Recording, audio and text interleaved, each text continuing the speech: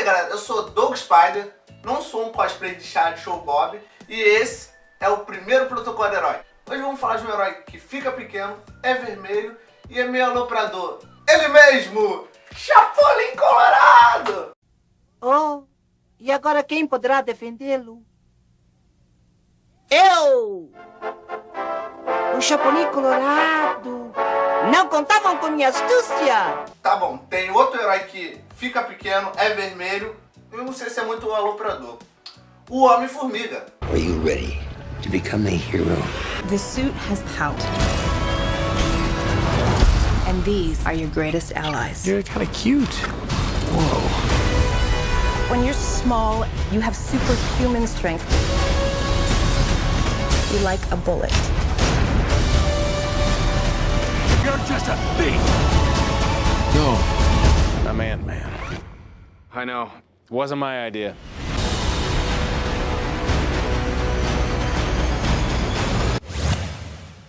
Já que esse é o primeiro protocolo herói, eu vou falar como funciona o protocolo herói. Eu vou pegar acontecimentos importantes ou impactantes de um herói ou vilão do quadrinho dele. Então bora começar? O Homem-Formiga foi criado pelo Jack Kirby, Larry Limbaugh e pelo mestre Stan Lee em 1962 e sua primeira aparição foi na história Contos a Surpreender, número 35. Só que antes apareceu o personagem que ia ser o Homem-Formiga, Hank Pym, na história Contos a Surpreender, número 27. Nessa história, Hank Pym descobre partículas subatômicas que ele nomeia de partículas Pym.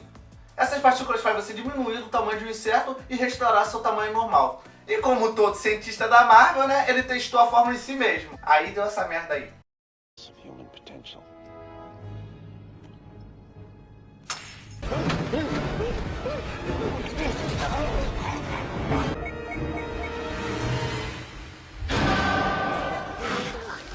Assim que ele não consegue alcançar sua forma, que faz ele restaurar o seu tamanho normal, ele vai até o jardim da sua casa, onde ele é atacado por formigas. No final das contas, uma formiga bom samaritana acaba salvando a vida de Hank Pym e levando ele até a sua forma de restauração ao tamanho normal. Aí ele faz o seguinte, ele vai e joga as partículas Pym fora, falando que nunca mais ia usá-las. Falando assim mesmo, eu não preciso disso, eu tenho 2 prêmios Nobel. Só que na história Contos a Surpreender, número 35, Pym retorna a fazer as partículas Pym, falando que não é uma experiência de se jogar fora. Com a experiência que ele teve com as formigas, ele começa a estudar mais sobre elas. Vai, faz o uniforme e o capacete do Homem-Formiga e deixa dentro do cofre do quarto dele. Assim um dia ele podendo usar. Nesse mesmo dia, o famoso tio Sam liga pra ele fazendo um pedido. Qual foi, Pym? Tudo beleza? Então, cara, tem como tu fazer um favor pra mim? Faz uma fórmula anti-radiação pros meus soldados? Rapidex, tranquilo? Valeu, Pym, fico te devendo uma. O governo dos Estados Unidos pede para fazer uma fórmula anti-radiação e oferece 4 estagiários, podemos dizer assim. Só que o governo soviético tá sabendo que o Hank Pym tá fazendo essa fórmula e manda os agentes soviéticos atrás dele. Chegando na casa do Hank Pym, eles pedem a fórmula pro Hank Pym anti-radiação, só que ele resolve não dar pra eles. Assim, os agentes soviéticos trancam o Hank Pym no quarto dele e ficam vasculhando pelo laboratório dele. E aí, rapaziada, que começa o erro. Hank Pym pela primeira vez veste o uniforme do Homem-Formiga, pega um elástico, faz uma catapulta, sai do laboratório dele e vai e convoca as formigas pela primeira vez. Falando o seguinte, hoje vamos pegar os soviéticos. Pym, com a ajuda das formigas, derrota os agentes soviéticos, assim se tornando pela primeira vez o Homem-Formiga. E na história Contos a Surpreender, Contos a Assombrar, número 44, o cientista amigo de Hank Pym, Venom Van Dyne, vai até seu laboratório para mostrar sua nova experiência para ele, levando assim sua filha Janet Van Dyne. Só que sua experiência era um comunicador espacial e Hank não sabia nada sobre astronomia, falando assim, eu sou bioquímico, não sou astrônomo. Venom Van Dyne entende o recado e vai para o seu laboratório e testa sua experiência chamando um alienígena lá de Cosmo. Sim! Lá de Cosmo, depois de Campo Grande, antes de Santa Cruz. Só quem é carioca entendeu essa piada. O alienígena mata Venom Van Dyne. Janet Van Dyne, sem saber o que fazer, liga pro Hank Pym. Hank Pym vai lá como Homem-Formiga, só que a Janet não sabia que ele era o Homem-Formiga. No decorrer da história, Hank fala pra Janet que ele é o Homem-Formiga e dá pra ela o uniforme da vez. Eles se juntam e derrotam o alienígena. Sim, a história é fraca assim mesmo. Janet como a Vespa e Hank Pym como Homem-Formiga têm várias aventuras. E uma dessas aventuras foi junto com o Homem de Ferro, Thor e Hulk, assim fundando os Vingadores. Eles também faziam parte da equipe dos Vingadores que descobriu o Capitão América congelado. Só que nessa época, Hank Pym já era um homem gigante. E na história Contos a Surpreender, número 49, Hank Pym pensa: já que as partículas Pym me fazem diminuir, será que elas me fazem me tornar gigante? E sim, daí em diante ele se torna um homem gigante e aposenta o uniforme do Homem-Formiga. Depois disso ele vira Golias, Jaqueta Amarela e bem lá na frente, o Vespa. O Homem-Formiga ficou mais de 10 anos sem aparecer nos quadrinhos.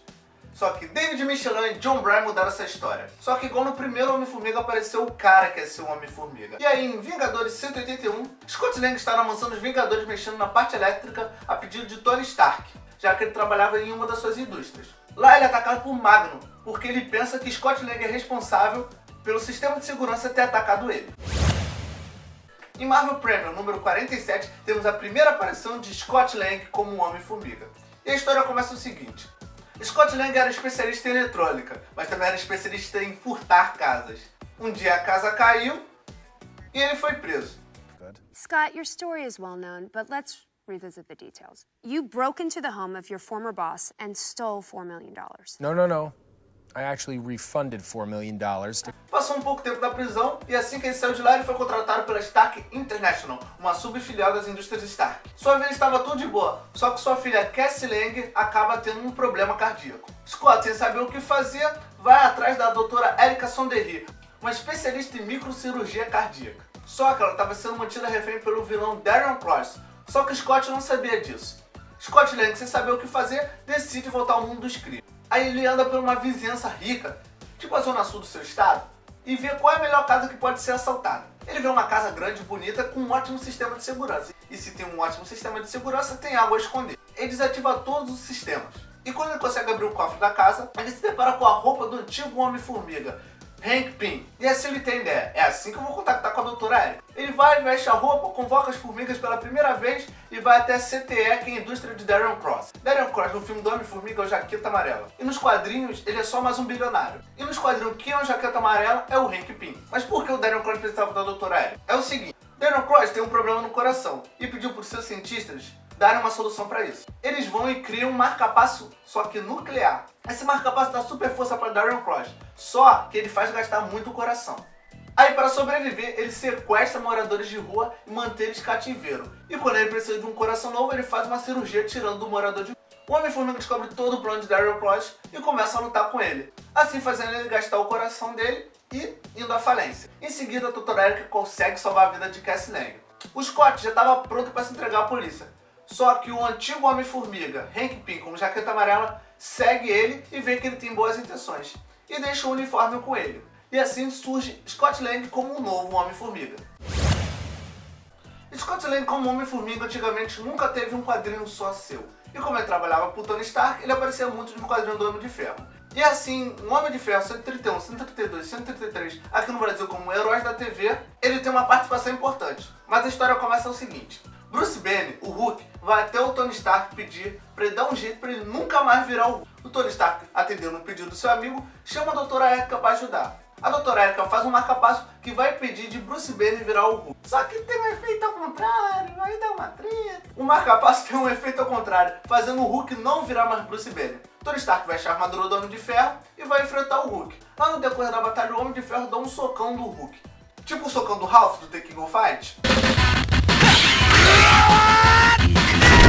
Esse socão derrota o Hulk, só que desativa a armadura do Homem de Ferro. E aí, meus amigos, aparece Scott Lang como Homem-Formiga. Scott Lang como Homem-Formiga entra dentro da armadura, passa por becos e vielas, faz a gambiarra lá dentro da armadura e reativa a armadura do Homem de Ferro, assim salvando a vida de Tony Stark, que estava ficando sufocado dentro da armadura.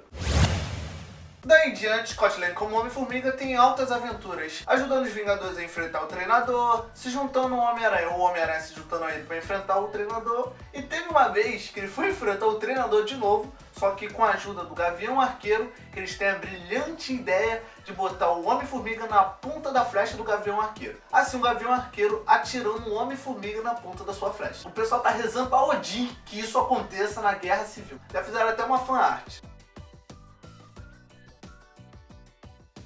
Esse Esse movimento também é um combo do Gavião Arqueiro no jogo Marvel vs Capcom 3.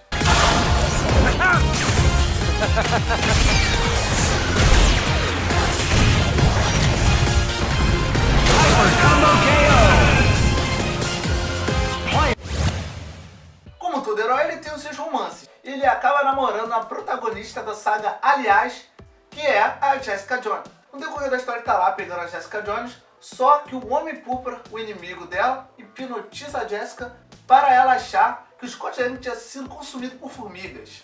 No final da história, ela consegue vencer o Homem Púrpura e o Scott Lang aparece lá vivo. Só que ela tem uma má notícia pra dar pra ele. A má notícia que ela tinha que dar pra ele é pra falar que estava grávida. Aí ele pergunta, o filho é meu? Aí ela, não, é do Luke Cage, sabe? Ele vai e mete o pé vendo o que estava sobrando, né? Até os heróis são cornos, minha galera. Tô indo embora agora, que homem não chora.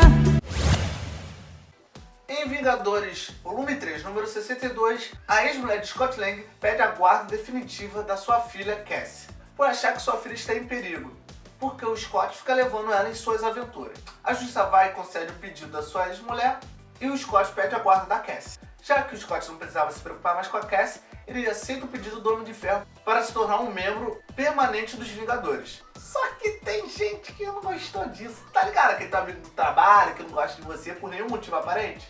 Então, o Valete Copas não gostou do Homem-Formiga ter entrado nos Vingadores porque ele acha que ele não é merecedor de estar nos Vingadores. Só que em Vingadores Volume 3, número 76, um psicopata sequestra a Cassie Lang. Scott Lang, como Homem-Formiga, acha esse psicopata e quando ele está pronto para matar ele, aparece o Valete de Copas. O Valete de Copas impede o Scott de matar o sequestrador. Só que o sequestrador pega sua arma e está pronto para dar um tiro no Scott Lang.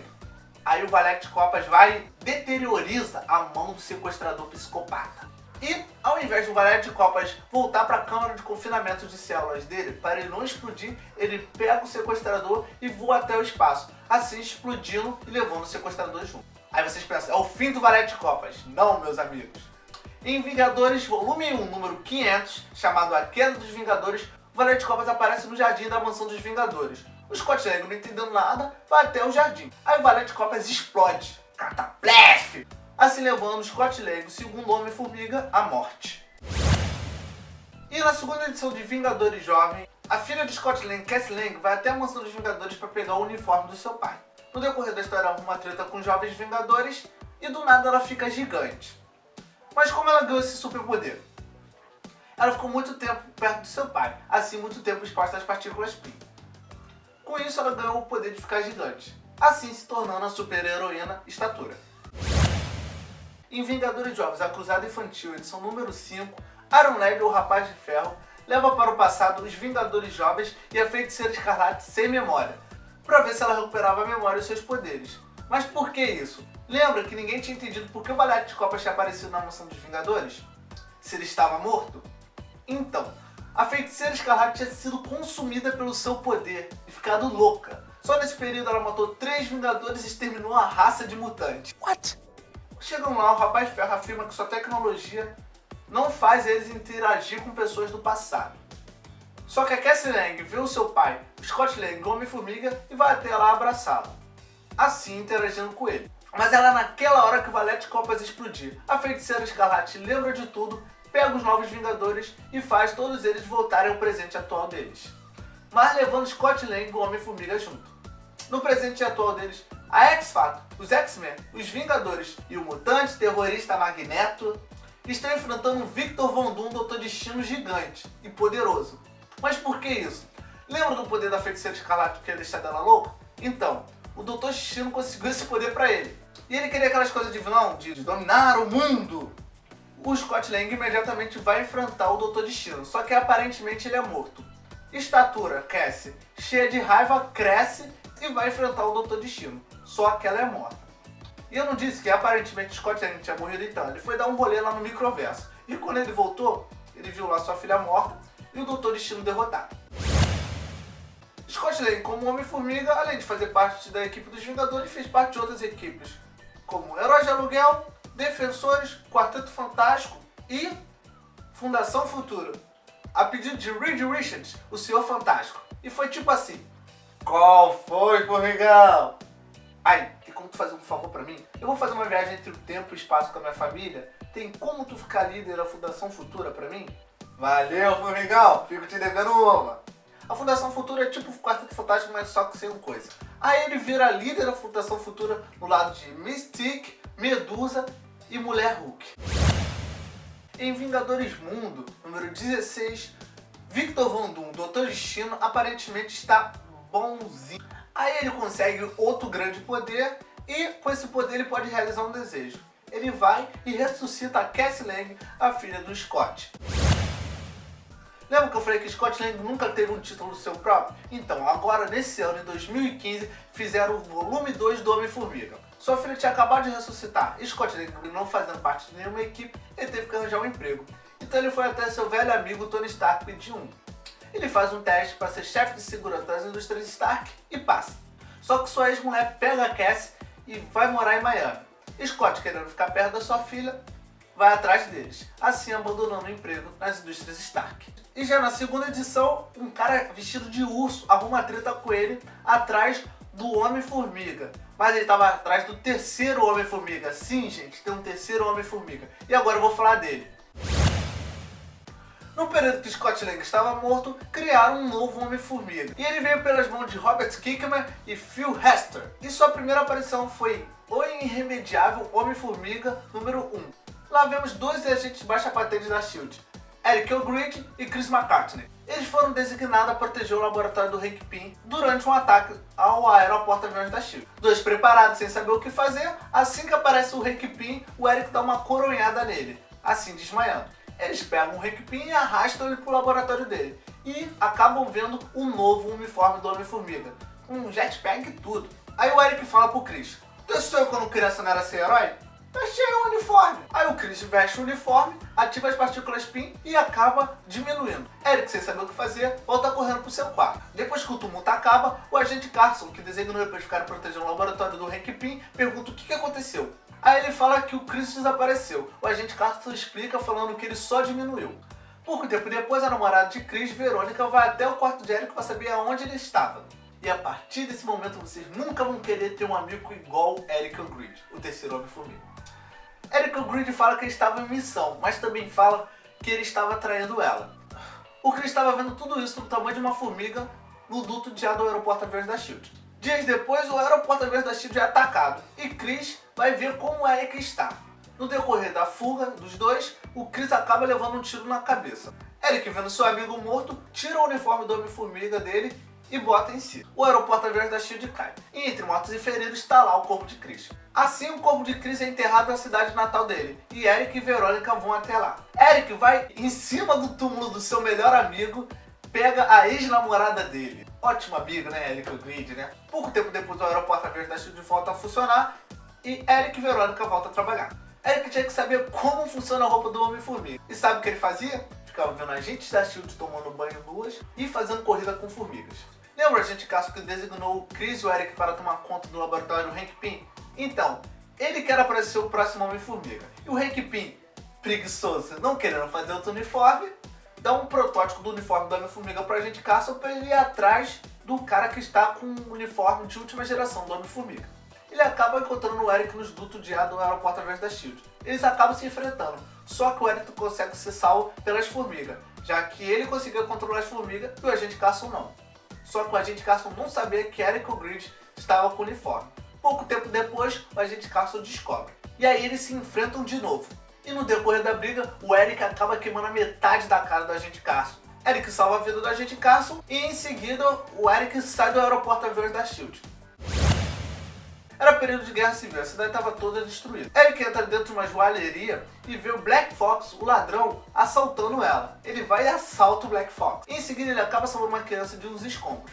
O Damage Control vê o seu ato e chama ele para trabalhar junto com eles. Ele aceita, só que ele tem que fazer uma identidade falsa. E daí em diante, Eric O'Grady se torna Derek Sullivan e em vez de ser o Homem-Formiga, agora ele é a mariposa assassina. Em uma das suas aventuras pelo Damage Control, ele enfrenta o Hulk, que voltou do planeta Hulk cheio de raiva, mais do que o normal. E ele entra dentro do corpo do Hulk achando que vai ferir ele, mas não adianta nada. E assim que ele sai do corpo, ele acaba desmaiando. E os agentes da SHIELD encontram ele e levam ele de volta para o aeroporto aviões da SHIELD. Lembra do Black Fox, o cara que o Eric O'Grady tinha assaltado?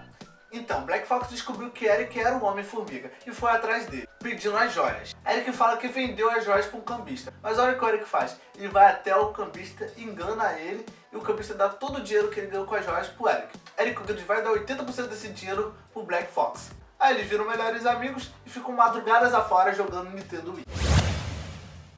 O agente Castle pega o Eric O'Grady, leva para um lugar secreto no aeroporto aviões da SHIELD e começa a torturar ele. E quando ele está a ponto de queimar metade da cara do Eric O'Grady, por Eric O'Grady ter queimado a cara dele, mesmo sem querer, aparece um Homem de Ferro para deter ele. Só que depois aparece o Black Fox falando que botou vários explosivos no aeroporto aviões da SHIELD. Eric, querendo ganhar alguns pontos com o Homem de Ferro, fala que o Black Fox não tem conhecimento para fazer isso. E os agentes da SHIELD acabam prendendo o Black Fox, acabam prendendo o agente Carson, e Eric O'Grady ganha seu emprego de volta. Ah, maravilha, né?